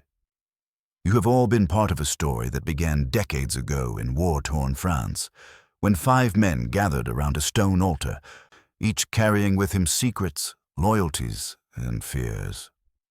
One of those men, Bertrand Mornay, was believed to have betrayed the others.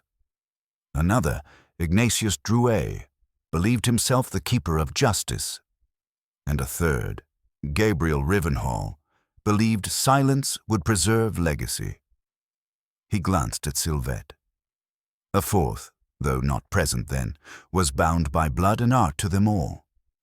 Sylvette's face remained still, though her hands tightened slightly around her skirt. Poirot continued. Ignatius Drouet spent his life in sculpture, shaping the past into forms he could live with. But his final masterpiece was not for beauty. It was a confession. He turned to the others. It was not the guild he meant to impress, nor the critics. He carved that statue to speak, to tell a truth that words had failed to carry. He held up the folded paper in his hand. This, he said, was his final note, found in the same false compartment as the photograph and the hidden letters.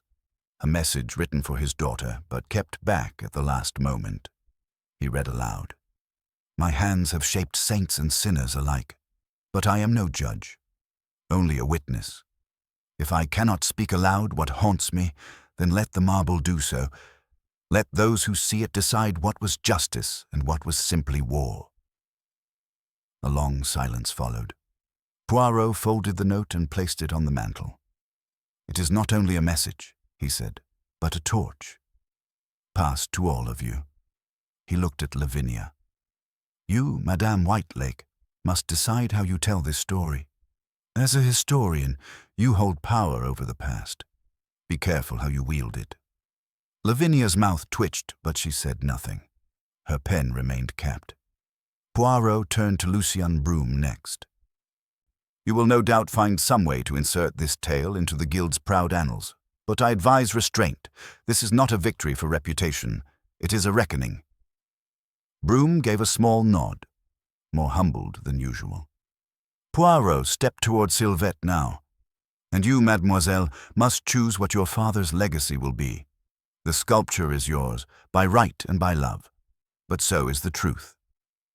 Sylvette stood. I will exhibit it, she said softly, as he intended, without plaque or interpretation. Let those who see it decide what it means. Poirot smiled faintly. Spoken like an artist. He moved back toward the fire, eyes reflecting the glow. And now, he said, the one question that must be asked. He turned to the room at large. Was justice served? The question hovered in the air, unanswered. Poirot did not expect a reply. He gave them a moment to reflect, then continued with quiet dignity. Justice is not always a trial, nor is guilt always punished in court. In this case, a killer was unmasked, a legacy was corrected, and the marble, remains untouched.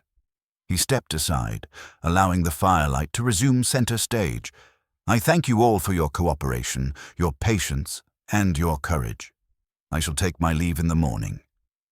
He bowed once, then turned to leave. But just before he reached the door, he paused and looked back over his shoulder. One last word, he said. When you next see the statue, do not look at the face alone. Look at the hands. They hold no weapon, no judgment, only sorrow. And with that, he departed. The fire crackled softly. The guests remained seated for a while, each lost in their own thoughts, as if trying to read meaning in the embers. Outside, the wind picked up, brushing the windows like fingertips across glass. Inside, the silence was no longer burdened with secrets, only the truth. And stone. Chapter 16. The Reveal. The morning that followed was clear and crisp, as if the sea itself had finally exhaled. Mornmere Hall, for all its heavy walls and haunted galleries, looked softened in the light, less like a bastion of secrets and more like a place that had simply endured them. Hercule Poirot stood alone in the sculpture room. The statue, Drouet's final masterpiece, had been repositioned with care. It now stood in a place of honor, bathed in natural light that poured through the tall arched windows. The veined marble gleamed, no longer hidden in caves or veiled beneath oilcloth. For the first time, the figure at its heart, kneeling, arms extended not in surrender but in supplication, was visible as the artist had intended. Poirot studied the work not as a detective, but as a man who understood grief. The details were more than artistic, they were emotional.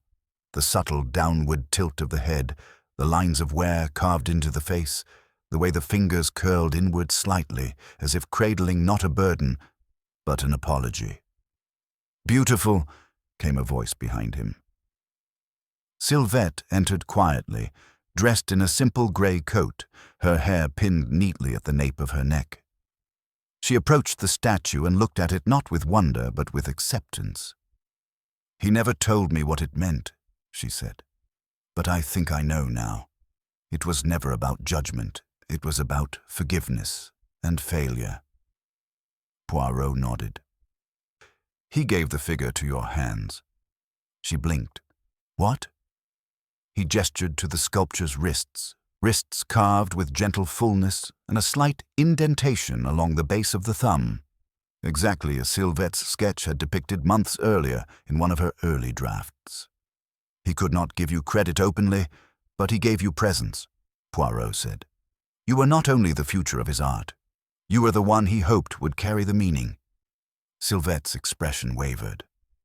"I almost destroyed it," she whispered. "When I learned what it represented, who it showed, I thought it was betrayal. But instead," Poirot said softly, "it was remembrance." She nodded once, lips pressed tightly, and stepped back. The door opened again. This time, Lavinia Whitelake entered with Lucien Broom trailing behind her. They both stopped when they saw the statue, as if encountering it for the first time, though they had glimpsed it before. "It's more human than I expected," Lavinia said, carefully adjusting her spectacles. "There's pain in it, yes, but no violence." Broom spoke from the back. "The Guild will want to showcase it. Of course, it's yours to decide, Sylvette." "I'll allow it," Sylvette said, "but not with their plaque. It must be shown without commentary, without names. Let the viewers see what they wish to see." Poirot gave an approving nod. "Très bien. That is the artist's truest voice." Darnley arrived shortly after, a folded document in hand. "It's official," he said. "Bertrand Mornay has been charged. The trial will follow. Sir Gabriel will testify, reluctantly. But it seems the court will view his role as secondary." Poirot raised an eyebrow. "And the motive?" Darnley sighed. "Mornay's confession holds. He claimed he feared exposure, not out of guilt for war crimes, but because he believed no one would ever believe he wasn't a traitor." Poirot murmured, "The weight of guilt, deserved or not, can drive a man to tragic extremes." Lavinia shifted uncomfortably. "Do you think he's lying even now?" Poirot considered it. "No, I believe Bertrand Mornay was many things. A coward, perhaps. A man broken by memory, but not a liar in the end. When he saw the statue, he saw himself through Drouet's eyes, and it frightened him. He looked at Sylvette once more. Your father carved the truth, and that, mademoiselle, is what saved us all." She said nothing, but her expression softened. Poirot took one final turn around the statue, stepping back with the measured steps of a curator, not an inspector. Then he turned to Darnley. "I will take the noon train." Darnley nodded. "You've earned your rest." Poirot gave a small smile. "Rest, perhaps. But in my experience, the train brings only new mysteries at the next stop." As the others drifted away, Sylvette remained. She stood before the statue, her arms crossed, not protectively, but thoughtfully. The morning light gleamed on the marble surface like a second skin. Then she reached into her coat pocket and withdrew a chisel, her father's. She held it for a long moment, then walked slowly to the base of the sculpture. With quiet reverence, she placed the chisel at its feet. Not as a tool, as an offering. And with that, the room grew still again. Outside, gulls wheeled over the cliffs, the tide rolled in, and in the heart of Mornmere Hall, carved in silence, the truth remained, untouched, unjudged, and unforgotten. Chapter 17. Outcome and Justice.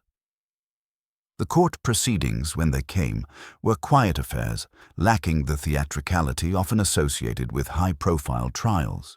There were no flashing cameras, no eager reporters crowding the steps, just a solemn hall, a few hardened spectators, and a marble truth that had spoken louder than any witness ever could.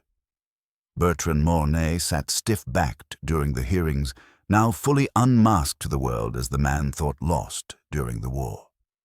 His confession had been clear and full. He did not deny poisoning Ignatius Drouet. He did not ask for leniency.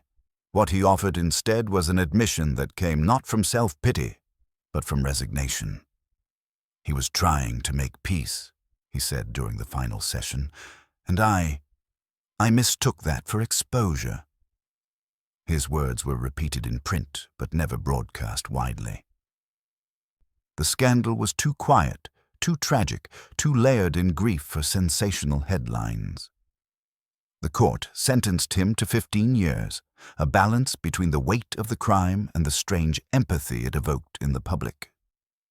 Sir Gabriel Rivenhall, despite his role in the second attempted poisoning, was charged with obstruction and reckless endangerment. His cooperation with the investigation and the testimony of others lessened his sentence. He was given 3 years, suspended with the condition he resign from all guild positions and retreat from public life. The guild issued no formal apology. But in the autumn newsletter, buried between notices of exhibitions and restorations, a single sentence stood out. The final work of Ignatius Drouet will be displayed without attribution, as per his daughter's request, as a memorial to the burden of memory and the complexity of truth. For those who knew, it was enough. Poirot, by then, had returned to London. His apartment on Whitehaven Mansions was as he had left it, immaculate. The scent of fresh lilies in the vase near the window, the ticking of the mantel clock, the perfectly aligned set of slippers near the hearth. Hastings, visiting for tea, read the newspaper aloud from his armchair. "Well, old boy, you've done it again. No fanfare, no medals, just a small blurb in the paper and a statue on a plinth." Poirot sipped his hot chocolate. "Ah, mon ami, do you not see? That is the very essence of justice. Quiet, unassuming, and often left uncelebrated." Hastings chuckled. "Still, I dare say it was one of your more unusual cases. A murderer who was also a victim. A statue as a confession, not your typical business." "No," Poirot agreed. "But it was not typical guilt either." He set down his cup. "What do we remember of people, Hastings? Their crimes, their triumphs, or their silences?" Hastings frowned. "Their silences?" Poirot nodded. "Yes, the things they never say, the apologies never spoken, the grief was never voiced. That statue, that was a man's silence given form. It condemned no one, it simply asked to be understood." Hastings looked thoughtful for a moment. "It seems a heavy thing to carry." Poirot smiled, faintly wistful. "All truth is." Far away, in a gallery newly renovated on the Cornish coast, visitors stepped softly through the exhibit. Some paused before the marble statue, its placard reading only "Untitled, 1954. Artist unknown." Some stared at the kneeling figure and saw sorrow. Others saw humility. A few saw only stone, but none left unmoved. And in the quiet that lingered after each footstep faded, the air held something far more lasting than scandal or revenge. It held understanding. Chapter 18. The closing remark. It was a clear, golden afternoon when Hercule Poirot returned once more to Montmere Hall. Months had passed since the trial. The estate, though quieter, felt less burdened by its ghosts. A new caretaker had taken over the grounds, and the ivy had been trimmed back from the stone arches. The sea, visible from the garden, shimmered peacefully. Poirot had not come on business. He had come, as he said to Inspector Darnley in his last letter, to bid farewell not to a case, but to a memory. Sylvette Drouet met him at the threshold of the now converted East Gallery. It had taken her weeks to prepare, but at last the sculpture stood in its permanent place, centered beneath a high window where natural light poured down each morning and dusk, casting its shadow long across the polished floor. "You returned," she said with a soft smile. "I wasn't sure you would." Poirot inclined his head. When one has followed a path through fog and darkness, one must always return in the light, n'est-ce pas? She guided him in. The room was spare but reverent. The walls bore no interpretive plaques, no timelines, no curatorial commentary, just space and silence. And the sculpture, Drouet's final work. Poirot stood before it once more, hands clasped behind his back, eyes traveling over every plane and curve. Time had not dulled its power. If anything, it had sharpened it. He spoke softly, more to himself than to Sylvette. "It is strange. A man spent his life shaping stone, and in the end, it was the stone that shaped him." Sylvette stepped beside him. "He wasn't perfect. I know that now, but he didn't want to be.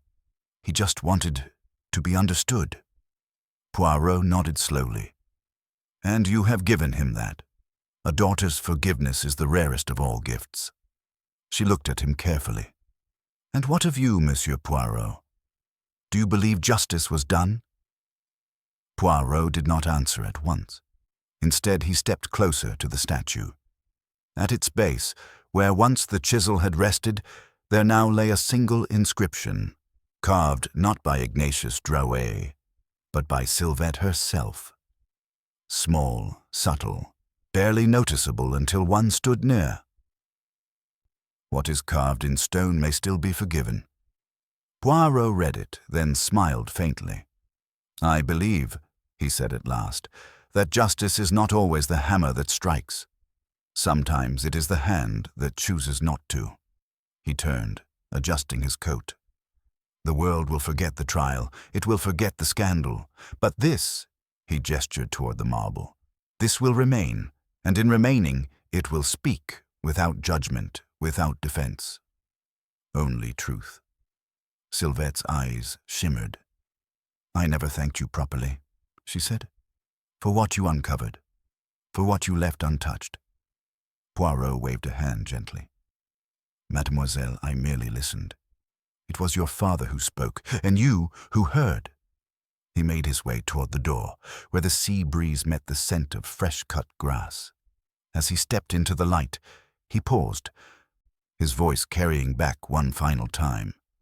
"Ah, but there is one last mystery." Sylvette looked up, curious. Poirot turned, his eyes twinkling. "Tell me, mademoiselle, do you believe the statue was truly his final masterpiece?" Sylvette smiled. "Perhaps not. But it was the only one that told his story." Poirot nodded, satisfied. "Then we may leave the past in peace." And with that, Hercule Poirot, detective, observer, guardian of quiet truths, walked down the long gravel path of Mornmere Hall, his silhouette growing small against the sea-drenched horizon. No applause, no final curtain, just the soft echo of footsteps, and behind him a figure of marble, kneeling, enduring, at peace.